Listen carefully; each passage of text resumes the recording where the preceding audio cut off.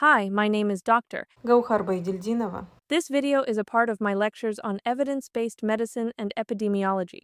In this video about an algorithm for diving into a scientific topic. This is method, I don't insist you do in the same way, just simply would like to share my experiment. Step 1. Find a movie or book that depicts the disease. For example, the movie Love and Other Drugs portrays a character with Parkinson's disease. Still Alice features a character with Alzheimer's disease. Concussion with Will Smith shows people with chronic traumatic encephalopathy. Movies and books are excellent for their vividness, imagery, and association. For instance, after watching Love and Other Drugs, I finally stopped confusing Parkinson's disease with Alzheimer's. Next, read a school textbook. These are written in a systematic and easy-to-understand way, often designed for younger students. The systematic presentation of information is important here. Scientific articles can be very specialized, and if you're not familiar with the topic, it can be hard to understand how they fit into the larger picture. To use an analogy, scientific articles are like individual apples, but you need to first build the tree of knowledge in your mind. After reading the textbook, I sometimes read articles from clinics or diagnostic labs' websites.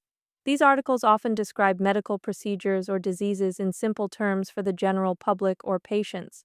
For example, you might find articles on ELISA, PCR, or common diseases.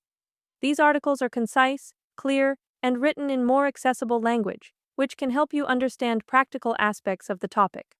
Next, I go to Wikipedia in my native language, which is Russian. There's no need to explain the advantages of Wikipedia.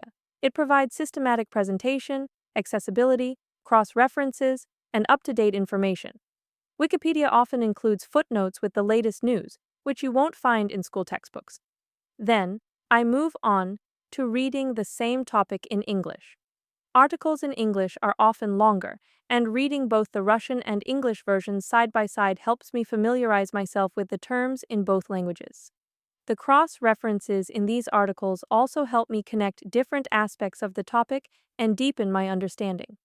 Once I have a basic understanding, I turn to university textbooks. These are often written for professionals, like doctors or biologists, and they provide a more in-depth look at the topic.